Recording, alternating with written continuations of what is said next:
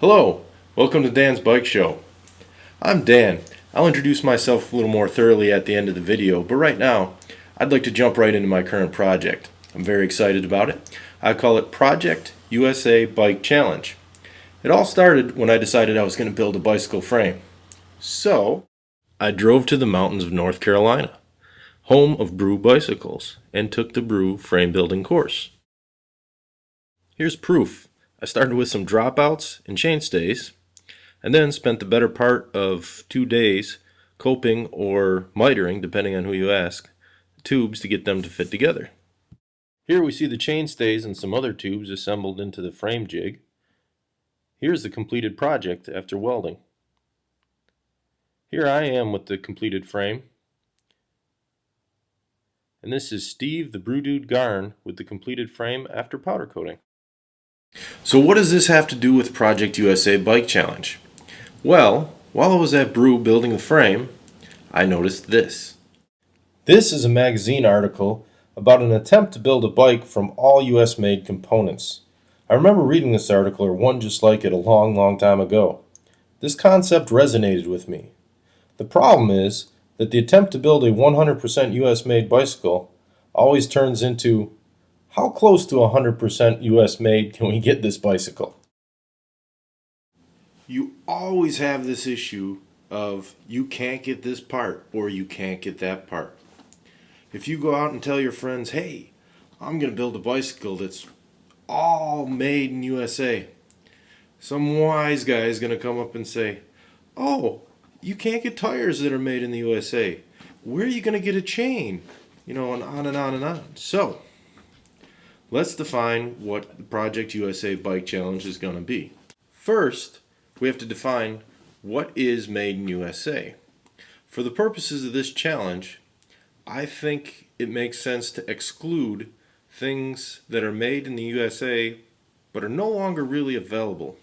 For example, I have some US made rims that you can't get anymore, and I think using those in the challenge would be cheating. So I want to try to get things that are made in USA and commercially available now. The second thing I want to define is what is the first acceptable substitute for something that is US made and commercially available. And I'm going to say that that is going to be something that is US made by me. So it will not be commercially available, but it will still be available now and made in the USA. Okay, now that we have a little better definition on what made in USA means in terms of Project USA Bike Challenge, I'd like to mention something about the frame. It was built up as a 700C single speed.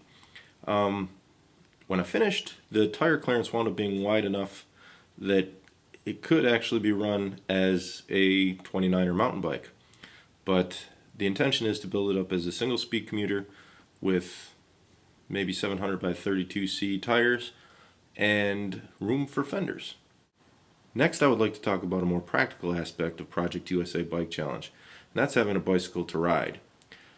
If I try to build a completely USA made bicycle and wait to have 100% of the parts either made or purchased in the USA, I'm probably going to have bike parts for a very long time, and I want to ride this sucker. So I'm going to use placeholders, and the placeholders are going to be things that either come out of my parts library that I have in the garage, may not be made in USA, or if I have to purchase something new to hold a place on the bicycle so I can ride it in the meantime, what I'm going to try to do is purchase something that is made in Germany. Now I hope to do a future video discussing the reasons and philosophy behind having a USA made bicycle, at least for me, and hopefully I'll clear up some questions about why Germany is an acceptable substitute for a placeholder, not for a completely US made bicycle, obviously. Okay, enough rules and definitions for now. Let's get back to the fun stuff. And the fun stuff is riding this really cool bike. At first, it's going to be predominantly US made, but before I finish swapping out placeholders for the remainder of US made parts, what I can do is review these awesome US made bike parts that comprise this bicycle. So I'm going to be doing reviews, and I'm also going to be looking for and hoping for some audience internet participation. I'm hoping that fans out there will give me feedback and perhaps suggest alternatives. Like if I use the Thomson seat post, there's also a Paul Tall and Handsome seat post that's made in USA now as an alternative. So to compile a list of alternatives, then other people can use this video series as a resource to try to build their own US made bicycles.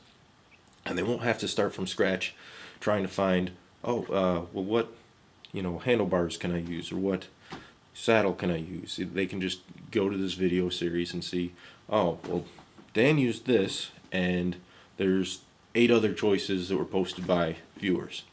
So this is going to be a project that we'll do together, and hopefully together we can make a really cool US made bicycle. So let's take a look at what I have so far. Yes, there's my frame, and inside the rims are most of the US made products that I've collected so far, and outside of the rims are some placeholders, including the tires that are mounted on the rims. That is Project USA Bike Challenge. If there's anything I missed, or anything you'd like to see me cover in more detail, please respond to this video. Now I'd like to get to that introduction I promised at the beginning of the video. I'm Dan. I've loved bikes since I learned to ride around the age of 5. I've worked in bike shops for most of the 90s as a wrench sales guy and an assistant manager. I've ridden almost everything: BMX, street, flatland, recumbent, road racing, touring, fixed, retro British bikes, fully rigid mountain bikes, hardtails, full suspension. I've ridden out west, all over the East Coast and the Midwest. I've ridden carbon fiber, steel, and aluminum. I've ridden in races. I've ridden for transportation, and I've ridden for recreation. I used some of my bike shop pay to get some sweet parts and had enough left over to finance my education in engineering. Since earning my Bachelor of Science in Mechanical Engineering, I've been employed as an engineer for 2 different rotating machinery companies. Thanks for watching, everyone. Hope you tune in next week for a new episode of Dan's Bike Show.